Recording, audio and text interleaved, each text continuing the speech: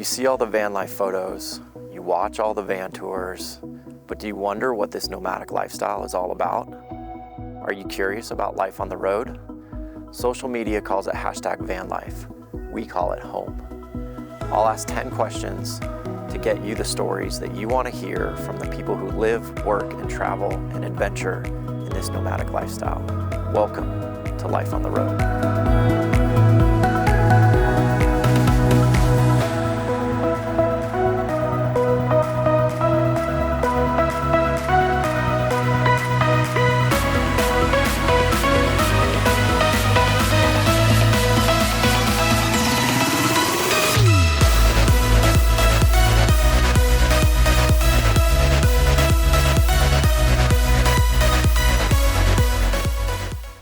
Welcome to another episode of Life on the Road, where I get asked 10 questions to get you the stories that you want to hear from their life on the road. Welcome, guys.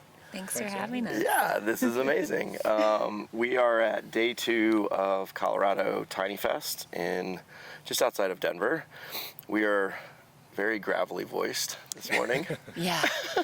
We may have consumed a few adult beverages last night. Perhaps. Did a lot of talking yesterday. Did a lot of talking yesterday. Actually, that was the other thing. Yeah, I think 350 people came through my van yesterday. Yeah, just constant stream of people. So we're shooting this before the general public walks in today for another big day of talking. So that is why our voices sound the way they do. Yes, sorry, not sorry. As we always start the show, tell us who you are, where you're from, and how long you've been on the road. So I'm AJ Forget. I am the author of the BusLife Kitchen Cookbook. Yeah. I grew up in Virginia Beach. Been on the road in this bus for 2.5 years now. Sweet. Yeah, my name's Ayana. I'm from Boulder, Colorado originally, and I also have been on the road for 2.5 years with this guy in this bus. Amazing. Yeah. Let's learn about your life on the road. Question 1 is, what was the beginning moment, cause, or inspiration to live your life on the road? So for me, I was a wildland firefighter in my 20s. Okay. So I think that's sort of what started the joy of living out of a tiny space and moving to someplace new and beautiful every 2 weeks. Yeah, you were just chasing fires and then were on site, I imagine. Yeah. And you spend a lot of time in the backcountry living pretty minimally. Sure. It's just very simple. That makes sense. How long were you a firefighter for?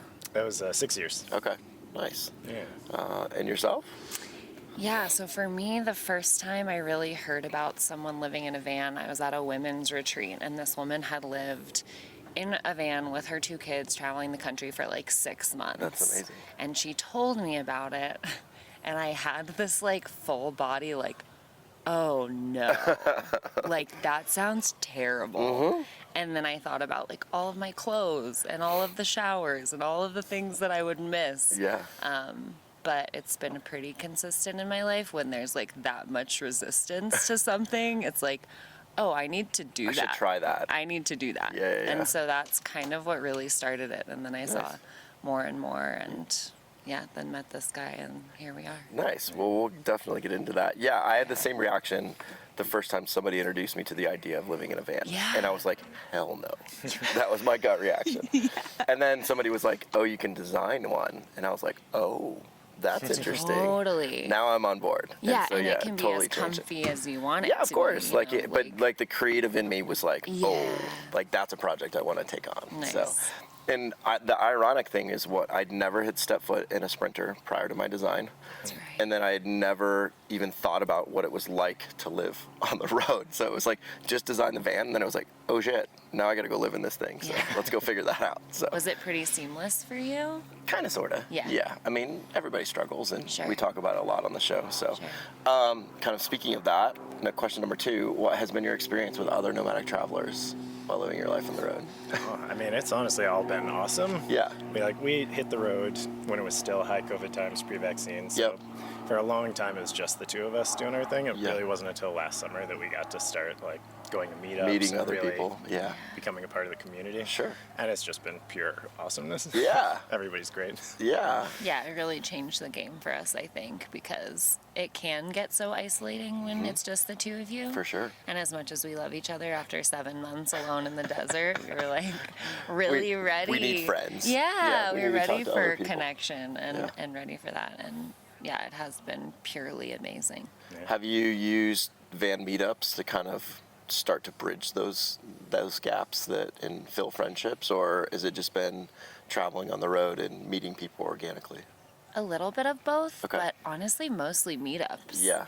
I feel like that's how we make most of our connections. Yeah. And it's just nice to have like such a concentrated Group of people. nomads. Yeah, exactly. I always say that the meetups are the woven fabric to the nomadic community. I mean, you can go and be your most introverted self and not really hang out with anybody, or you can go and be a rock star and make 60 friends and walk away with 60 like really best friends. You know, Totally. so yeah, it's kind of, you get a lot of options at the meetups for sure.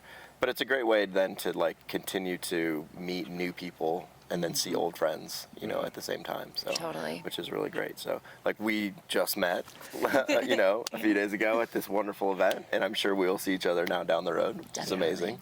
So, question 3 is, what has been your biggest failure and your biggest triumph while living your life on the road? Do you want to go first? This is a hard question. Biggest failure.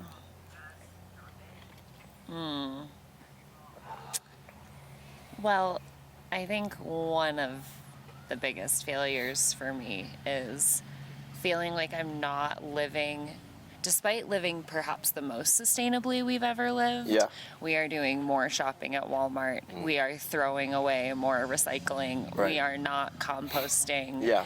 So there's this kind of rub where we are consuming less. Yeah. And we live with a way smaller footprint, but we are also participating in way more questionable shopping habits. I could understand that. Yeah, that It's makes like sense. Walmart's too easy. It Yeah. has everything, Yeah. and we And can it's- sleep there, and it's everywhere. Yeah, and they're good prices, and it's inexpensive, Yeah. and but good quality as well. Yeah, so I understand that kind of wrestling. You have a much smaller footprint. You're much lighter in your kind of daily consumption, but yet it's some of the little things that sometimes really hard in a van. Totally. Composting, or sometimes just even purely recycling. Yes. It's just trash is always a big issue in the van.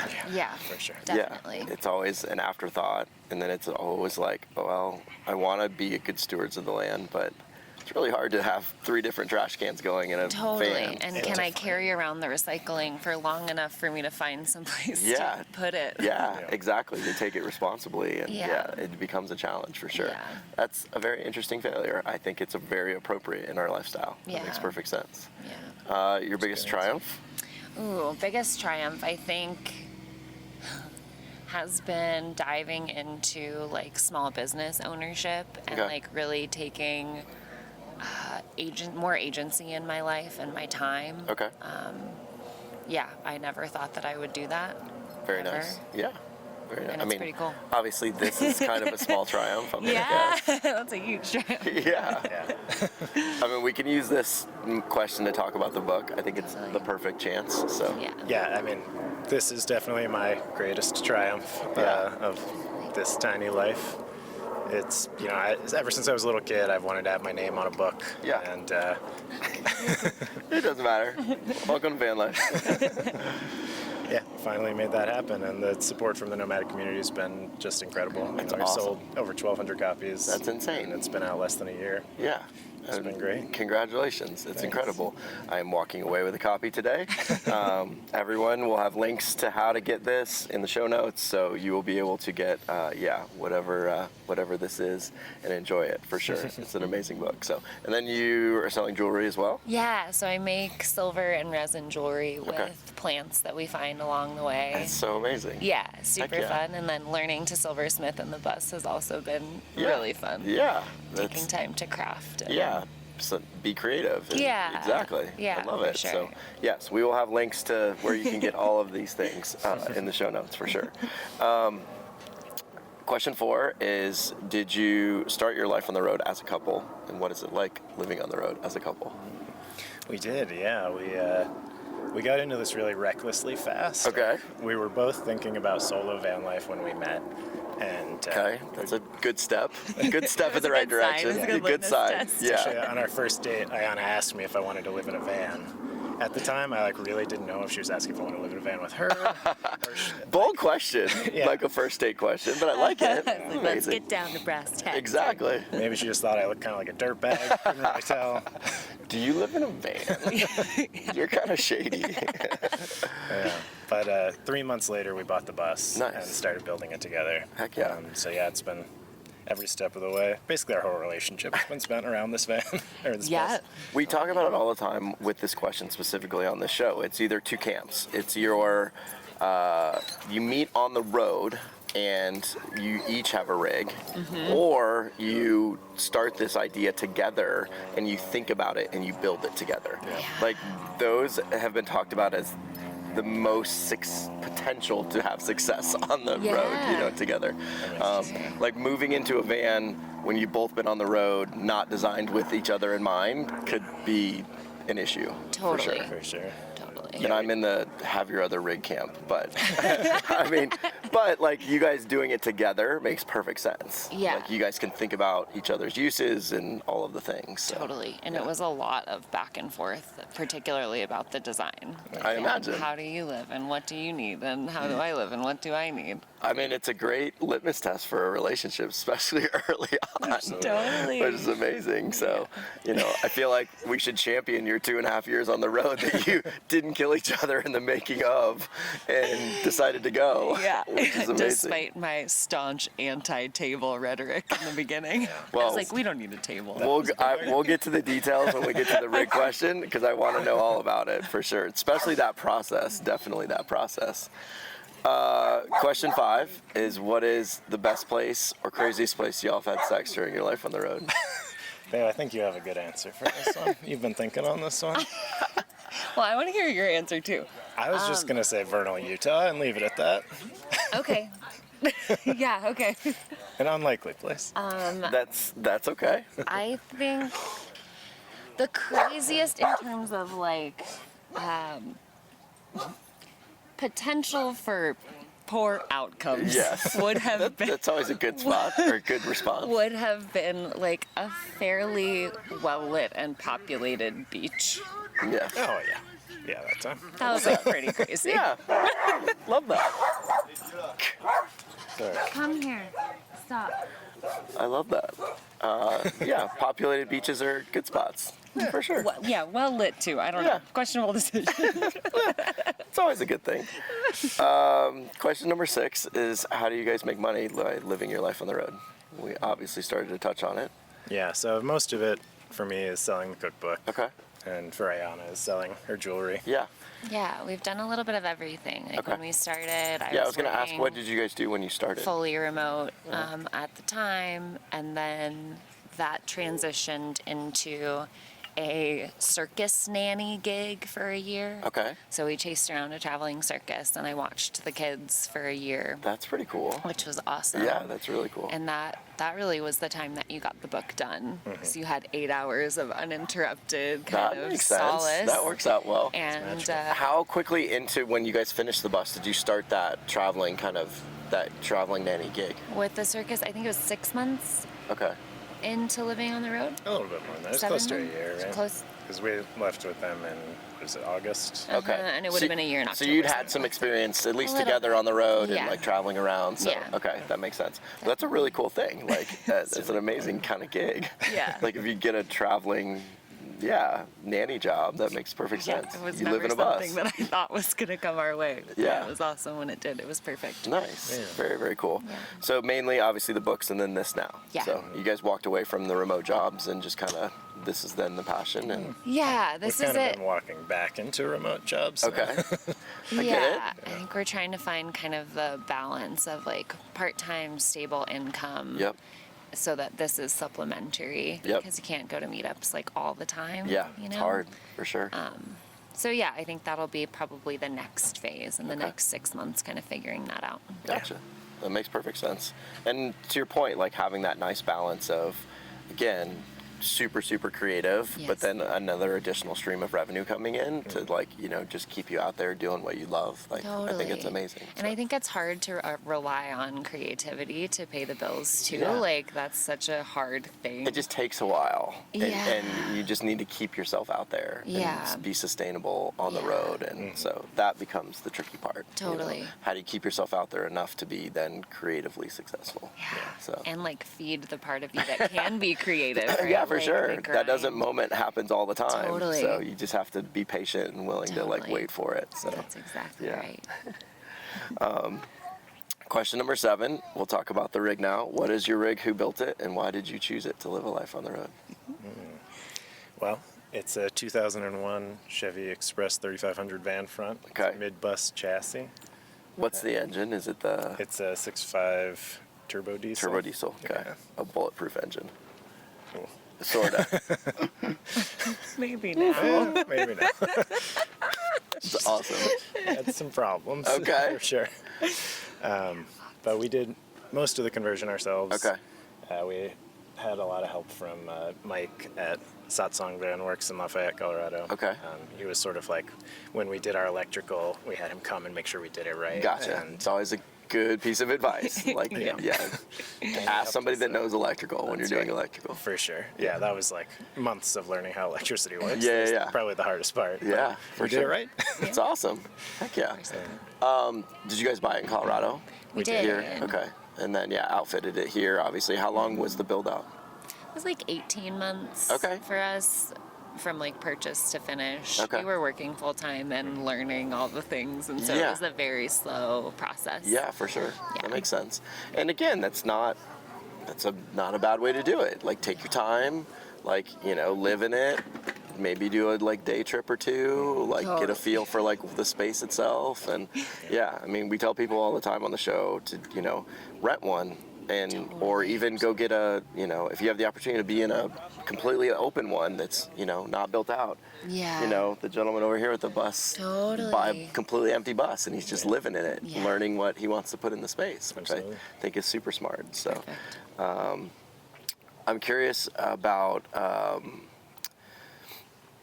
the process of building this out together, the design process. Like, was that obviously positive? You're still together. But what was that process like? There were many arguments. Okay. Yeah, I think the point that we always come back to is the table. I was You mentioned it earlier. Yeah, I was just flat out wrong Okay. about this, but I previously had not envisioned a table in a Okay. space. Like, what am I going to use that for? I eat in bed, Okay. I work in bed, I don't want it to take up so much space, I don't like the pole having to stick out of the ground. So I came in hot with anti-table rhetoric and was like really firm about it. And Andy's like, I cook. What do you need? I need, where are we going to eat? Like, where am I going to work on my computer? Like, what are you talking about? And All very valid points, just FYI. I'm on your camp on this one. super valid. I'm in his camp now. I'm like, what was I thinking? It's amazing. impossible. I use the table more than you do. It's your jewelry studio. It's my jewelry studio. These anti-table bombs being dropped early on and then realizing, oh shit, I really need that table. Yeah. Like, I can't live without that table. It's so good. Definitely not. An ultimate use case for trying something first, testing it, and realizing, oh my god, I really need this. And like finding the right technology. So what really switched it for me was the lagoon mount. Okay, Because yeah. I was so grumpy about thinking about having something stick out of the floor. Yeah, how to build it. And so yeah, when we found the lagoon mount, it was like, oh, Yeah. this is perfect. Yeah. It can stow away. It can keep the space super open. Yeah. And when we have it out, it's so multi-purpose. I think it's a really great kind of like mini point with when you're building your own and you're doing DIY, like there are other companies that have built really great products that you can buy off the shelf and then incorporate into your DIY. You don't have to do it all custom yourself. 100%. Like, there are pieces and kits that you can purchase to like plug into your design at any time. So Totally. so that makes perfect sense. But I love the the arguing of the table being the biggest hurdle. But layout wise, design wise, like compromising pretty easily. Yeah, we were pretty on board with each other's sort of plans. We knew we wanted a bed that we didn't have to put up and down. Yep. We knew we wanted to modify the bus enough to have a passenger seat. Okay. And then I was super pro deck, which bummed you out because it was a big old project. It's a big project. Decks are big projects. But we're so happy that it's there. That's amazing. I love it. Yeah. You mentioned having issues maybe with the engine or so talk a little bit about what year's the bus? 2001. 2001. Okay, so a slightly older vehicle versus, something newer and having maintenance issues. It's obviously a big topic of discussion on the show. Yeah, I mean, we got the bus for pretty cheap. It was like $4,500. Okay. It's a smoking deal. Yeah, but then we dumped tons and tons into the engine. Yeah. We've had turbo problems from the beginning. Okay. We had to do like a complete engine rebuild one summer. Cracked cylinder heads and everything. It was rough. Yeah. Yeah, and in Colorado, we have to get her emissions tested every year. Okay. And so that was the, going down the rabbit hole of the engine rebuild was chasing the problem that was making us fail emissions. Gotcha. And then it was another thing and another thing and another thing that the mechanics kept finding. Yeah. And before you know it, it's $12,000 into the engine bay. Yeah. Now, hindsight, would you guys have done it a little differently and purchased maybe a newer bus? If you could have taken that 12 grand and Yeah, I think for me, in hindsight, the only thing I would have done is talk to somebody who knows buses. Okay. Because when we tell people who really have a good handle on engines and this particular time, when we tell them what she is, they always go ooh, that's never a good sign. and I'm like, dang it, where were you? You know? Yeah. And so I think finding somebody who really knows them and being okay, here's the year, here's the model, now find one of these. Okay. I think that's what I would do next time. I think that's really a great piece of advice, specifically at BusLife. Because you're not necessarily finding really, really new buses per se, right? You're not buying a 2022 bus. But knowing the right models and engine sizes and all those things, especially in bus life culture, I think it's a really good piece of advice. Totally. Yeah, I mean, finding a 2022 ProMaster, not a big deal. But 05, 06, 04, what year am I getting for a bus? Totally, and what make and model. And exactly. That's really wild. I think that's really a great piece of advice. And if you can, get one that uses screws instead of rivets. We are so jealous of everybody who has screws. Interesting. After removing, 2,000 rivets. Wow, I never even thought about something like that, but that would make perfect sense. Yeah, how much a pain in the ass that would be. Those people can just take their ceiling panels down, re-insulate, put them back up. Yep, can't do that. So jealous. Makes perfect sense. Question number 8 is, what is your best bathroom, number 1 or number 2 story from Life on the Road? Well, I've got a pretty good story from before we were in the bus, but it was my last summer fire. I was living out of a Prius that summer. Okay. And interesting choice of vehicles for a backwoods firefighter. Yeah, it was what I had. It was actually in Tucson, Arizona. I love it. Super hot. Yeah, amazing. But I was kind of squatting out in the desert near where our office was. Not literally squatting. That's where I was sleeping. Yeah. And I had to go. Yeah. So I drove into the Safeway at 11 o'clock at night. It was the only place that was open nearby. It was the bathroom. I stepped into the bathroom, and there was literally vomit from the threshold of the door all the way across the bathroom. This was a no other option scenario. Yeah. You're going in no matter what. Yeah, so I just had to wade through the vomit to use the toilet, which brutal. actually very much informed our decision to put a composting toilet in. There you go. Which was another design hurdle for us. We weren't totally sure. Yeah. And then I told them where and how to get it in. Of we're not going to find bathrooms at night because it can be like this. Yeah, and you don't want to go through this ever again. Super fair. 100%. Super fair. Yeah, no, and everybody on the show knows my love affair with the composting toilets. So, very, very wise choice, for sure. And they're great. Yeah. I think they're the best. There are the best toilets on the market. It is what it is. Yeah, I think so, We were telling horror stories last night around the table with Jared Tauschid about the cassette toilets, and them exploding and going into oh, you never heard that story? No. Oh, you're gonna have to go watch a lot of the other episodes. The story gets told like 7 different times during the episodes. Yeah, it has like so people go from like Denver to Estes Park, and you go up in elevation, and it's pressurized, and so you open that lid without releasing that valve, and it comes out very fast. Yeah, it's pretty bad. Do you have a story you'd want to share?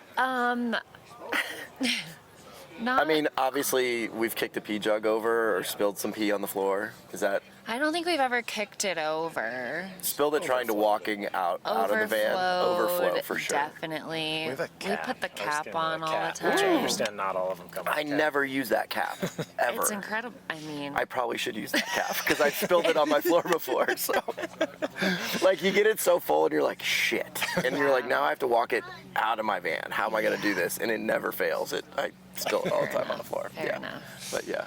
yeah, I think the worst was just when we had the gnats in the toilet. That got really gross. Yeah, I could see cleaning that. out, or just like, here it is. So I was showing the bus to a family that I previously nannied for, Okay.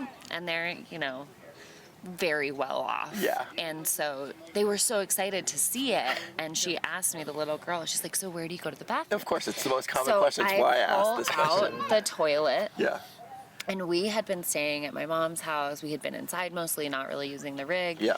So I opened the toilet. I was like, yeah, like you can open it. And I open it, and that's when we found out we had gnats. So the gnats literally just- like out of the toilet, and the look on her face Oh, the little was girl. like, I'm never doing this ever. And I was just shut the door. That's hilarious. Yeah, it's like- Well, poor timing. Yeah, to I discover know. that. Oh, Exactly. I was like, I've scared you out of this forever, haven't Yeah, I? exactly. Traumatized. Yeah, forever and ever. That's amazing. I love it. Question number 9 is, what has been the happiest and hardest moments while living your life on the road? I think we've had a couple of dinners in places that were just like absolutely perfect. Yeah. You find that like unicorn of a boondocking site. Yeah. Where you're all alone and there's just a gorgeous view. Yeah.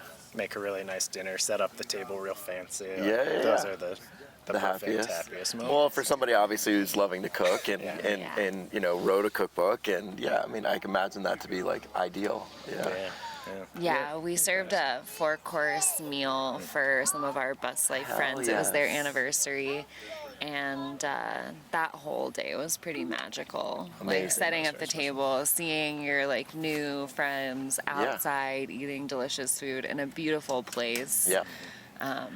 Yeah. I always tell Pretty people special. my love language is taking photos of my friends and feeding my friends. So like, I love to cook too. Yeah. So yeah, I mean, Yeah. I made Christine carrots last night. Oh, It's like, nice. if you know me, I love to do sous vide ribeye and carrots. Those are like my jam. So yeah, we may sous vide ribeye tonight. So So good. we'll bring you over some. Nice. Yeah. What about the hardest moments? I think that the first we were really hitting a wall at about 7 months into bus life. We'd been by ourselves in the desert for several months, and we were in Bishop, California, parked right on this cliff edge with a gorgeous view, mountains in the distance, and we were just miserable. Yeah. We were just sick of it. And after you work so long to get there, to be 6 months in and be like, I kind of hate this right now. Wow. Felt really bad. Yeah, I imagine. What was kind of the turning point at that moment? What kept you out on the road? We just needed to be around people. It was just too much of being by ourselves and being grouchy with each other for no reason. And Yeah, I think those are the hardest times Yeah. when you're just facing life stuff that just comes up. It's the everywhere you go, there you are kind of sentiment. Where it's like, 100%. this doesn't solve anything. No. If you're in a beautiful place, it almost just makes you confront it more, Yeah. especially when you remove all the external, there's no job to be grumpy about. There's no, Yeah. I don't know, obligations really to be grumpy Well, about. and the location that you're typically going to put yourself in, it's going to be very simple. You're not going to be watching TV. You're not you're just in a beautiful environment, That's and right. you and your thoughts. That's right. So we talk a lot about being alone on this show and Yeah. how it can affect you on the road, and it's something that we've tried to express, or I've tried to express, that it's really difficult. This lifestyle can be really hard and be not easy for people.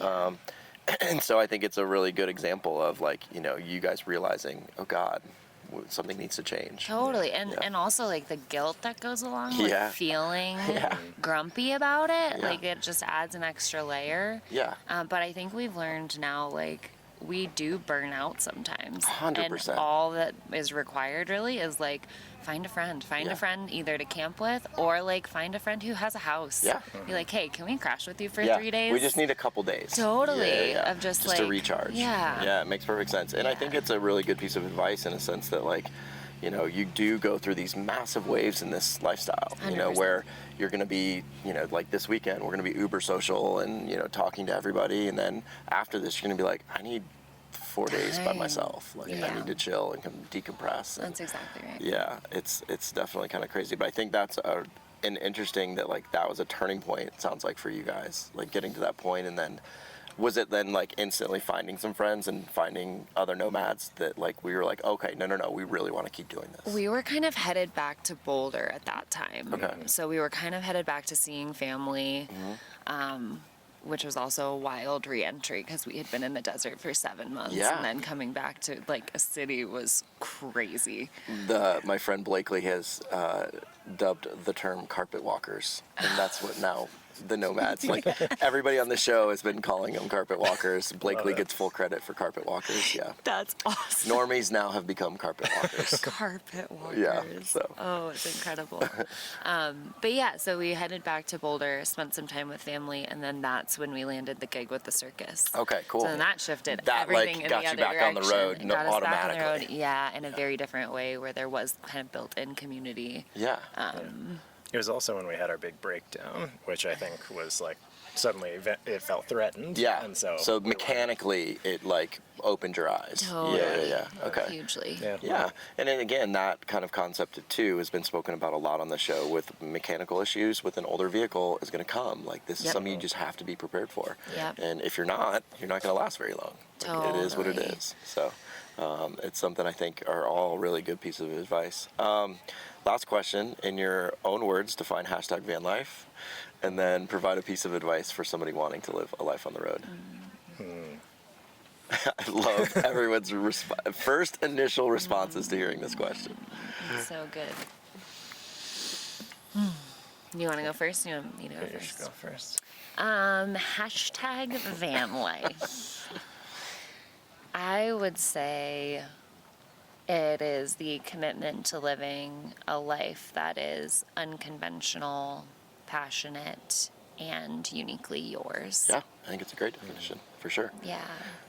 And as far as advice for people, I think my advice is always just like, do it. I know it's like the lamest piece of advice to hear, especially when you're like, oh, I'm, It's scared honestly, about committing. it's the piece of advice that most everybody on the show gives. Yeah. just And start. also, like, ask for help. Like, please reach out. Like, I always tell people, I'm like, my DMs are always open. Yeah. Like, And by the way, we please. did not plug your Instagram, so do that right now. We'll do that. Okay. Just say it right now. I have a million. It's so hard. You can find us at Let's Live Everywhere. Everything else is linked there. So Okay, go to so Let's Live Everywhere. We'll plug that one. Cool. But yeah, no, I think that's a great piece of advice is like reach out, ask questions. Yeah. Like somebody in this nomadic community will have the answer for you. And be so happy to give it. Like, Yeah. the wealth of knowledge is so deep, and everyone is so kind and sweet and giving of their time, energy, expertise. Like, For sure. it's why I incredible. list the Instagrams on the show. Yeah. It's why we talk about, like, if you have questions, like, just reach out. Like, anybody in my shows at 31 episodes, like, reach out to them. They will answer the questions. Totally. If you relate to that person, reach out to them. That's right. Yeah, I think That's it's right. great. And then, I think your definition of hashtag van life is so spot on because the question's written very tongue-in-cheek. Obviously, we all laugh at hashtag van life. Totally. It's not our lives. Like, you look Yeah, out on that's right. Instagram and it's not what and how we live day to day. But I think your definition is more exactly how we live day to day. That unconventional lifestyle that is a desire. It's Yeah. something that we all want and thoroughly enjoy. And so, yeah, I think that's awesome. How about you? That was so good. I don't know what to say after that. I don't know. I feel like hashtag van life is generally just the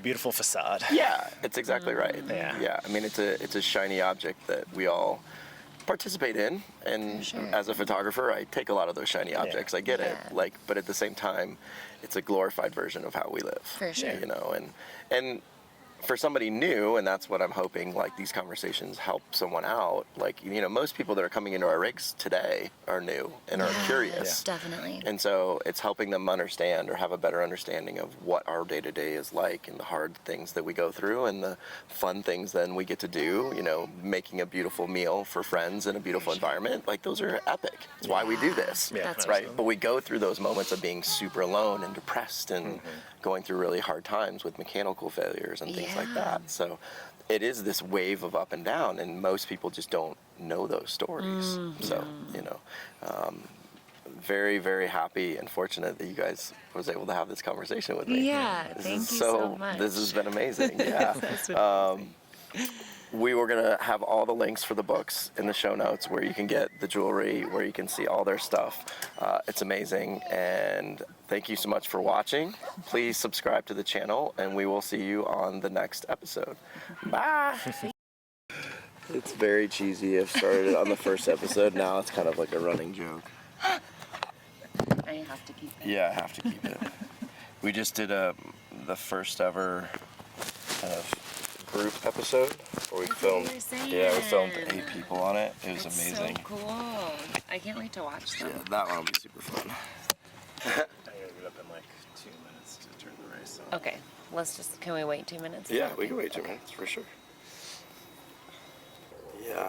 Probably should have done it last night, but instead we just drank a lot. Yeah, We were carrying on. I understand. We It's have funny. a joke, we call her the most okayest girl. Most okayest. I like it. Because she's not a good dog. She is an okay dog. Okayest girl. When did you guys write the book? So Andy started working on the book in 2000. It was like right before 20? we moved into the bus full time. So Okay. like, right, it was COVID times really. Nice. Yeah. I like that. You just have to hold it somewhere near us. Okay. Like a little bouquet of flowers. Exactly. You ready? Thought of some good answers? No. No. A little bit. A little bit. A little bit, but probably not enough. You ready? Yeah. Sweet. What else? I'm not ready. Tori's also not there. That was really fun. Hey. Get him. Hey. Hey. Hey. Come on. I know, that dog pisses you off. It plays too much. You are a sheriff. No fun. No fun here. Did you say sheriff of no fun? That's hilarious. Just like you're playing. And I hate You're that. having fun. Yeah. Stop having That's right. fun. That's Hey. amazing. You're a good girl. Okay. 1, 2, 3.